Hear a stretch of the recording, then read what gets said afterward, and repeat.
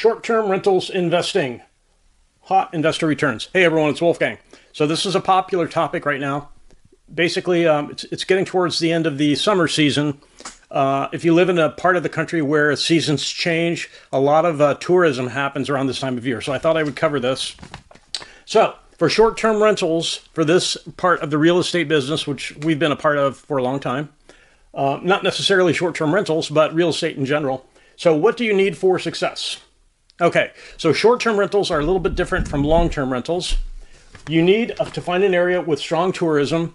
So fall colors, the changes of season, it generates a lot of tourism traffic, depending on the part of the country that you live in, obviously.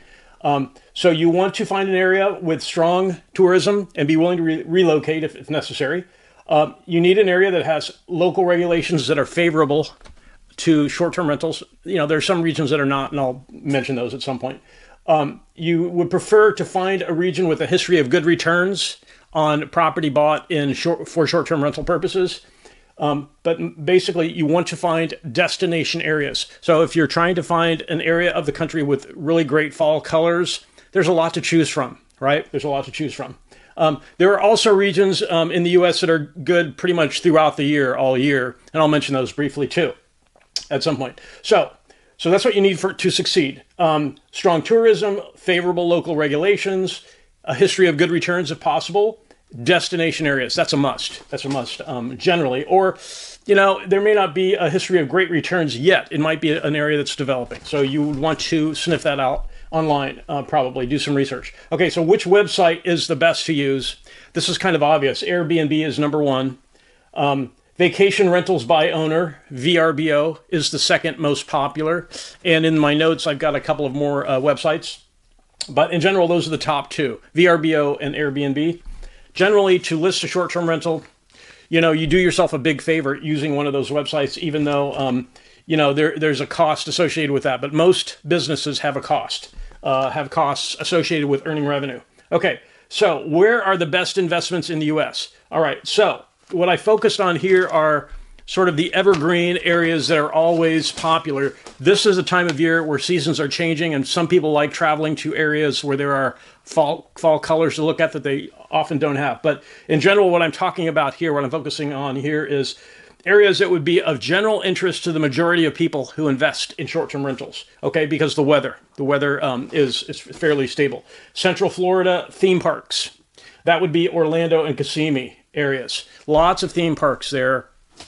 California has theme parks. There are theme parks in other parts of the country, but the weather is stable, pretty stable, with a couple of exceptions, obviously, in Central Florida where these theme parks are located. So the best U.S. beaches are also in Florida. Sarasota, I think the Siesta Key Beach has been named the top beach in the U.S. Repeatedly. Siesta Key Beach, Siesta, S-I-E-S-T-A, Beach, Key, K-E-Y, Siesta Key Beach. Sarasota has Siesta Key. The Tampa Bay area also has great waterways. So, Central Florida and the West Coast, because Sarasota and Tampa are the West Coast of Florida, are good places to find short-term rental, great returns, and fairly favorable local regulations. Okay, New Orleans. All right, Mardi Gras is obviously an attraction for tourists.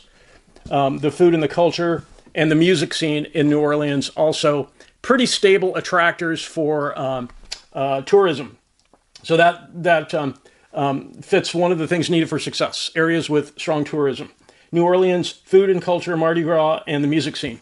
In general, though, most destination areas, not all, okay, but most destination parts of the U.S. are candidates, at least, for short-term rental success.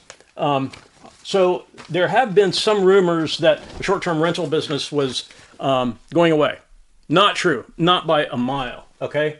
There is too much demand for short-term rentals. There's just too much demand. And whenever there's supply, that would mean investors who provide short-term rentals, whenever there is enough supply and there's demand, which there is, that makes a market. Whenever there's a market, there will be an exchange, right? People who need the a week stay in a nice area where fall colors are happening, who don't want to stay in a hotel, who want to stay in a home sort of situation, there's always going to be supply for that kind of situation. That's a little more seasonal, obviously, than the Central Florida and New Orleans markets, but you kind of get the idea. If there is demand for those areas and there's supply, investors, there will be a market there. You need to watch for changes in regulations. That's one thing that can happen with short-term rentals. All right, so this is something I absolutely must cover because of the subject. All right, there are a couple of spots in the U.S. that are not really favorable for short-term rentals. Hawaii, they don't play nice with short-term rentals. Most of California, New York, etc. do not play nice with short-term rentals for various reasons. Also, there are some oversaturated parts of the country like ski towns in Colorado. So if you can imagine, that's a little more seasonal also compared to Florida parts and New Orleans. But ski towns, there's a lot of tourism in areas that cater to skiers.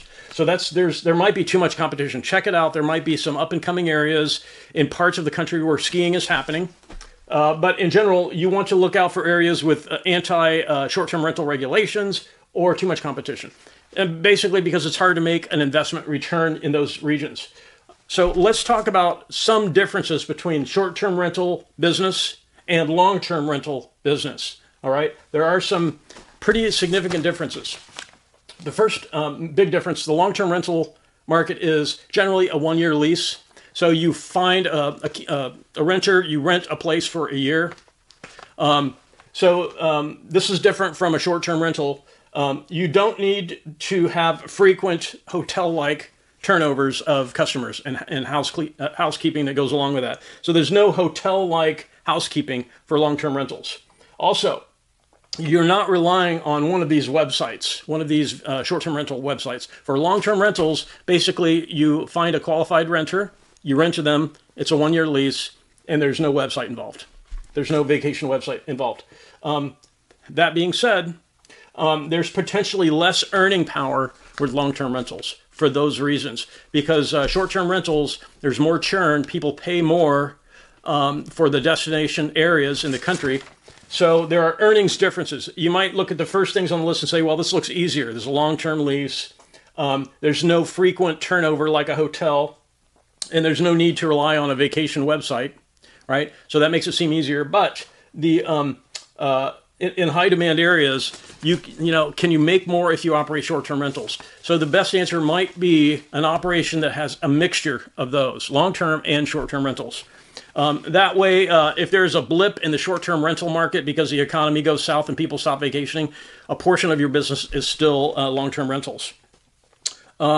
So one of the things, I couldn't fit everything on the board here. One of the things you should think about for business reasons, because this is a business.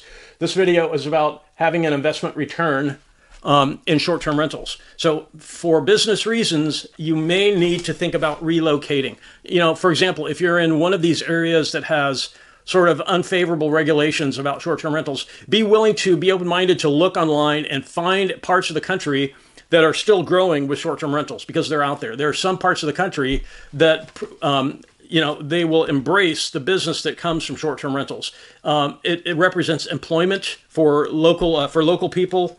Some areas are not very favorable as far as that goes. They're not concerned maybe about the employment options it provides the locals, but some parts of the country are really in tune with that, and they would prefer the business. They would like the business of the employment opportunities it provides. So be willing to relocate.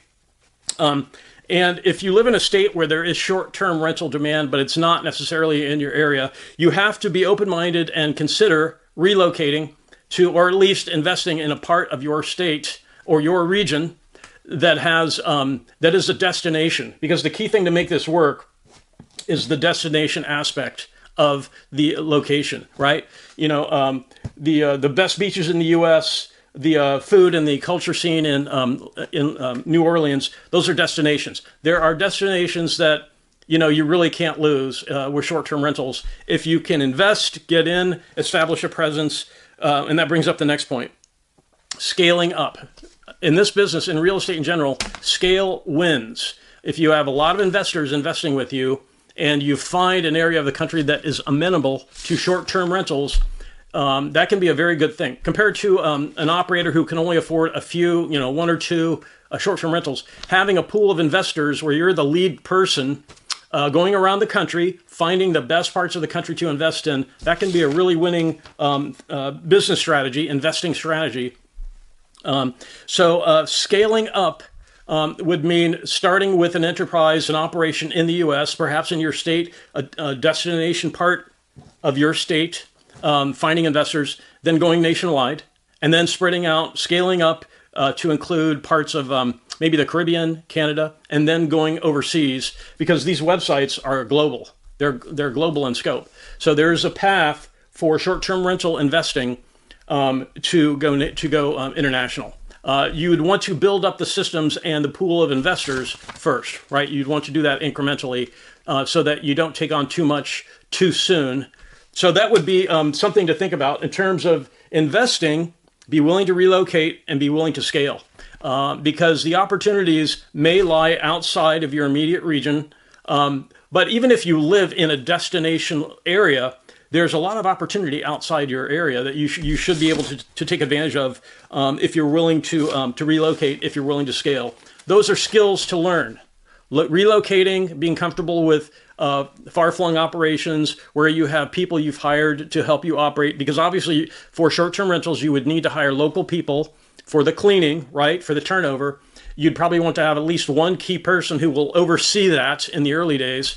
So you could start in your state, in one part of the state, and then maybe in another region that's a destination, or in a nearby state that has a destination. Expand there first. Hire a top person who can oversee local people, because there is turnover.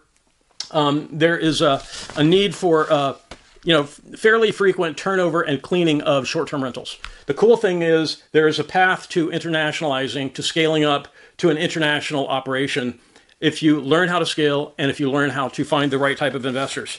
So in general, compared to long-term rentals, this is a lot more dynamic. The short-term rental market is still, it definitely has not been around as long as the long-term rentals situation. So you definitely want to watch for changes in regulations. You'd have to have an eye on that. So if you have any questions about this, we have a background in real estate. I'd be more than happy to answer any questions you have. So please post them in the comments. And I really want to thank everyone for watching. Have a great day.